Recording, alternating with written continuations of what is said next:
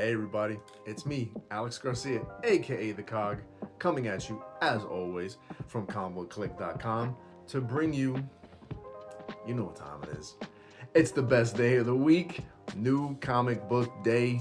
We got ourselves a great week of brand new comics. Let's talk about them because it's Wednesday. And what do we all look forward to on Wednesday? New comics. So let's talk about them. Starting Marvel, where we got Ultimates number 23. The penultimate issue of Dennis Camp's epic Ultimates run in this Ultimate Universe. It's sad to see it go, but it's slowly happening, right? We know the big ending is happening in Ultimate Endgame, but Dennis is using Ultimates to wrap up all those other threads of this massive Ultimate story arc. And here, we have him doing another one of these poem type issues where he's telling the story of the Asgardians. Here we have Thor basically making sure Ragnarok is happening in this world. He's taking down Loki and bringing everything with it. The art is beautiful. He's teaming up with his boy Stipian Morian, who we all know he's doing Bleeding Hearts with right now over at Vertigo. It is beautiful. It is poetic. Every page is like a splash page, so it just hits that story harder when you see everything on these giant pages. The poetic way he writes a story, it's so different. It hits hard. It's a great like one-shot story that's filling in all the holes of the bigger story of what's happening right now in the Ultimate Universe. Massive part of the story. Don't want to miss this issue, and just really take the time to read this issue, take it in, enjoy it, study it. Dennis is like, however which way you choose to write a book, it always comes out beautiful. And seeing you bring over your boy to do this final issue, to tell this Asgardian story, beautiful stuff. Really love this issue. And I'm looking forward to seeing it all end, but at the same time, I'm not. Thank you, Dennis. Great stuff. And the next two issues are all steamrolling us towards Marvel's next big event. Let's start with Wolverine, Weapons of Armageddon, number 3 by Chip Zdarsky and I can't remember his first name. Luca Maresca on the art. This continues the story of all this crazy Weapon X stuff that's going to lead into one of these Weapons of Armageddon that's going to be affecting the world of Marvel through Weapons of Armageddon and Avengers Armageddon. This big event that's Marvel is telling how it's going to unfold. These things are going to matter. Chip Zdarsky is telling a very fun story. We have the boxes from the Ultimate Universe. One of the new Weapon X characters has gotten a hold of it. In this world, they're trying to figure out how to make use of these boxes, these origin boxes in this world. Wolverine is also tasked with trying to find where this person is. We also have Chip Zdarsky's Captain America in this as well. Nuke is in this, and all is heading toward now issue number 4, where the box is where you don't want it to be, and there are more of these Weapon X characters, as well as the fact that they want to open these boxes and figure out how to, of course, weaponize them, right? I have a feeling they're going to get weaponized, and that's going to help kick off this event. This was a fun issue. I like where it's going, and I'm looking forward to this event because hopefully it puts Marvel on the track that they need to be. So very cool stuff, and even more cool stuff in the pages of Captain America, also written by Chip Zdarsky. Here's issue number 10, and we have Valerio Schiti back on the art, which immediately elevates how great this issue is. The last couple issues, we had guest artists, and it kind of shifted how much I was enjoying the story. This issue kicks it back into full gear. Here we have Salvation showing, hey, I'm in charge of Latveria right now and putting up a damn good fight. Lots of double crosses happen, lots of explosive epic action. I mean, Salvation even does a couple things in this issue that I'm pretty shocked to see in the pages of a Captain America regular Captain America book. So that was pretty awesome to see. And again, Valerio's art is just beautiful on this issue. Really enjoyed it. And the twist at the end, yeah, where is this gonna go? Again, this issue and the Weapons of Armageddon, Wolverine. Chip, you're doing a good job here, and I'm looking forward to the kickoff of the event to come. Marvel, please tell me this is you getting back on track. Good stuff. The X-Men, we gotta work on. Here we got Uncanny X-Men, number 27, Gail Simone and Luciano Vecchio on the art. This continues. This is the story of Who's Been Sleeping in My Bed, where it seems like the X-Men are having their history rewritten, right? The outliers, Jitter, Daydream, and company, they've gone missing, but they're in this new, seemingly alternate reality of X-Men. Rogue and Wolverine are trying to track down where they have disappeared to, and in the meantime, more of that world, wherever they are is bleeding into the regular world, because now they've encountered the new mutants in their young days, Cannonball, Wolfsbane and company, Sunspot, and they're trying to figure out what are they doing there, but they seem real. So what is happening? Is this reality manipulation? Is somebody changing things? We don't know. Lots of interesting things happen. We get a very interesting appearance by Sauron. I'll just leave it at that. So, but at the same time, it still feels a little all over the place. So Gail, I'm sticking with it, but let's bring it together in the next part. All right, cool. And let's check out DC, where DC did something very cool, right?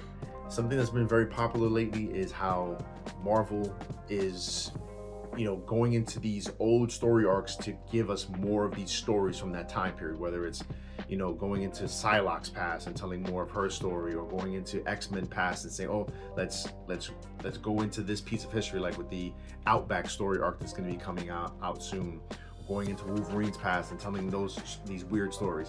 DC has decided to finish a unfinished story from back in the day. It was a classic Vertigo story arc in Swamp Thing, right? This was a story from the late 80s that DC had canceled because Swamp Thing was going to do something controversial and have a crossover with Jesus Christ himself. It was written by Rick Veitch and drawn by Michael Zulli and Vince Locke. And so what happens here is Swamp Thing is traveling through time, and he gets to the time of Jesus Christ. And I can see why DC jumped off of this, which led to the cancellation of this book, and nothing after with this run of Swamp Thing was completed. I can see why they were kind of scared to do it, but honestly, as a Christian, I was not offended by this, and it almost pays homage. It's very much paying homage to Jesus Christ. So I really hope people even maybe check this out, Christians and non-Christians like it, just to see it, and it's beautiful to see this story told in comic book form. I really dug it. I know of the classic Alan Moore Swamp Thing run. I never read it, and anything that came from it, which was this was directly from that. But now I'm interested. It's beautifully drawn. I love the way it's presented. This was a Vertigo book, but it's being published on the Black Label. But what's cool is the entire book looks and feels like a book that was published at that time period, right? The paper is that old school 1980s newspaper they used to print comics on. It even has all the feel of that time period. It even has, check this out, the '89 Batman advertisement on the back. I really dig the way this whole thing was presented. This was not a book I was going to pick up, but since I was having a rather light week, and it was recommended by my comic book dealer, I said, why not? And I'm happy I did, and I highly recommend you guys check this out too. Really, really cool book. Speaking of really, really cool books, because, I have to keep collecting these in facsimile since I never had the honor of collecting them when they originally came out. This is the facsimile of Batman Dark Knight Returns, number 3, foil cover. It's so beautiful. If you're a big fan of that story arc like I am, pick up these facsimiles. It belongs in the collection. It belongs in the collection. And let's check out Dynamite, where we have Thundarr the Barbarian, number 3. Jason Aaron and Kubra Ball continue to do what they do best over at Dynamite, and what Dynamite has been doing with these licensed properties is taking these Saturday morning cartoons and elevating them. Here we have Thundarr the Barbarian, one of my favorite characters from back in the day. You know, this character was heavily influenced, pretty much made by Jack Kirby and turned into an animated series. Love the cartoon and loving this comic, even like it's just making it all the more better. Here again, we have more of diving into what Thundarr and company are dealing with in their present. We get more hints as to what the past of this world is happening, but we also have clues as to what the heck is going on with this other world, it seems, or timeline of some kind, where Thundarr seemingly didn't meet Ukla and Princess Ariel. Lots of things happening, but it all makes sense, and it's all beautifully drawn and beautifully written by Jason Aaron and Cooper Ball. If you're a big Thundarr fan like I am, check this out. If you're looking to dive into something different, only 3 issues in, pretty sure you can still find issues 1 and 2 on the shelves. Fun stuff. Check this book out.